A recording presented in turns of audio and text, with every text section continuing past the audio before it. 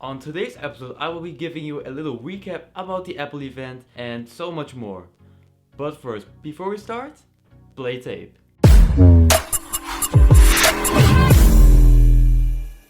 Hey guys, what's up? Emiri Nadik here, back again with another episode, and today we're going to talk about the Apple event. So on the event we saw some new dope tech coming out and other cool things, and the first thing that we're going to talk about is the Apple TV Plus. But whoa, don't forget to grab some snacks and some drinks, and also don't forget to subscribe to my channel too, because we have a lot of tech to talk about. So we saw some new announcements that have been came out on Apple TV Plus, and also I seriously can't wait when I can watch those things.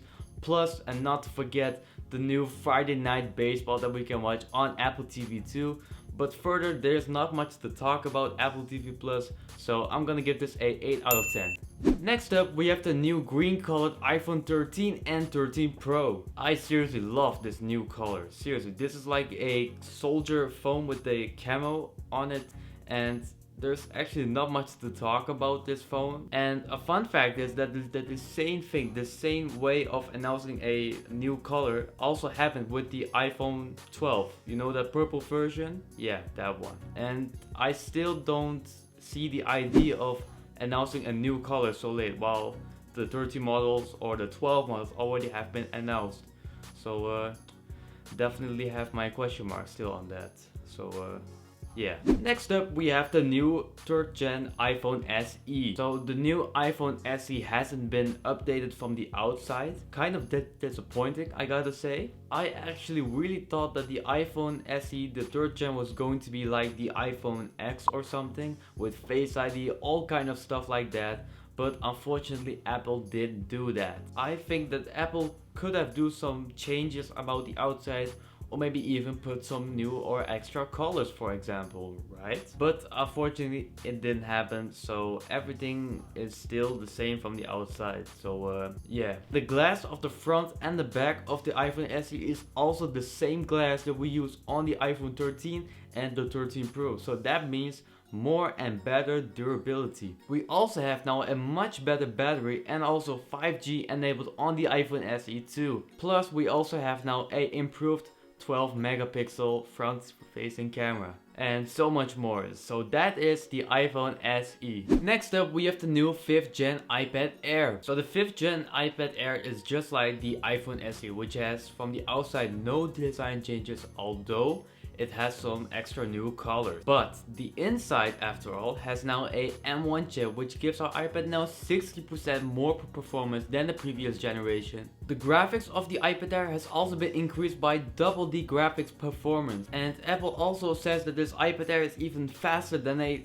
top and best-selling Windows laptop in its price range. We also have now a 12 megapixel ultra-wide front camera.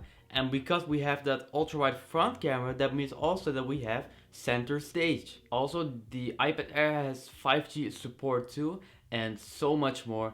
And if you want to buy one in the future, it will start around $599.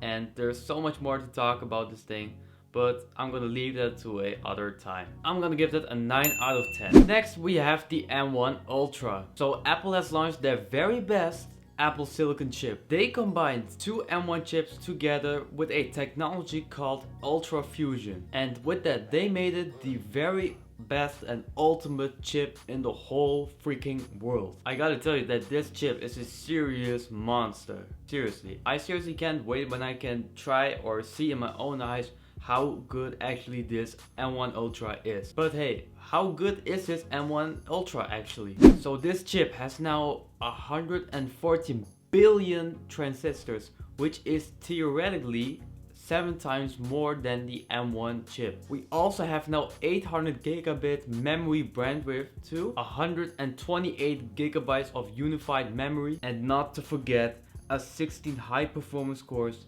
4 high efficiency cores, and the GPU comes with a shocking 64 core GPU. And that's also 8 times faster than our old M1 chip as well. Also, the neural engine has now a 32 core inside the M1 Ultra as well. And there's even so much more to talk about this M1 Ultra.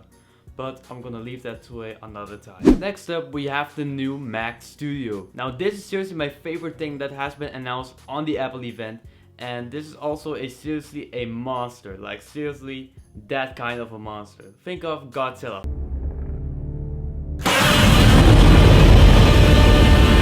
Yeah, that one. So let me break it down to you about why this thing is a seriously killer monster.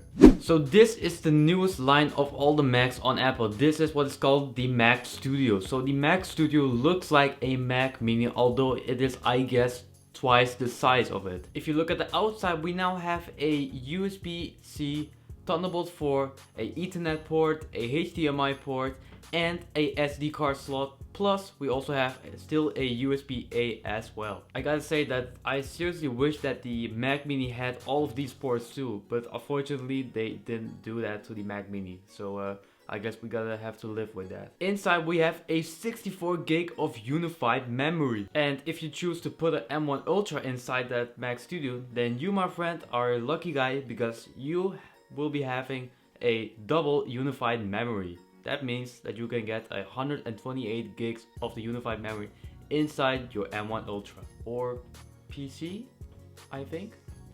And the craziest thing is that this thing can even run 18 streams on 8K ProRes 422 video graphics. It is really impressive how such a small PC can run all kind of these performances, so I'm gonna give it a 10 out of 10. Next up, we have this. This is the new Apple Studio display. So this is a 27-inch display that looks like a Pro XDR display, although it is a little bit smaller. So it has a 5K display with a total brightness of 600 nit, and in case the sun is irritating you, we also have a nano texture display option too. The Studio display is also now a improved 12 megapixel ultra wide front camera, which gives us also now center stage too. Studio display has also now studio mics built in. We have a spatial audio inside, plus we have Dolby Atmos supported too. At the back we have 3 improved USB-C ports and just 1 Thunderbolt port. And not to forget, Apple has also a silver and black Magic Keyboard and a Magic Mouse for the Mac display as well. So that's the Studio display. I'm gonna give it a 9 out of 10. But just guys, that was it for this video. Hopefully you've enjoyed this video. Also let me know in the comments what you think about this new Apple products. And yeah, don't forget to subscribe to my channel, like this video, turn on post notifications, and share with your friends. And I will see you in the next video. Bye bye.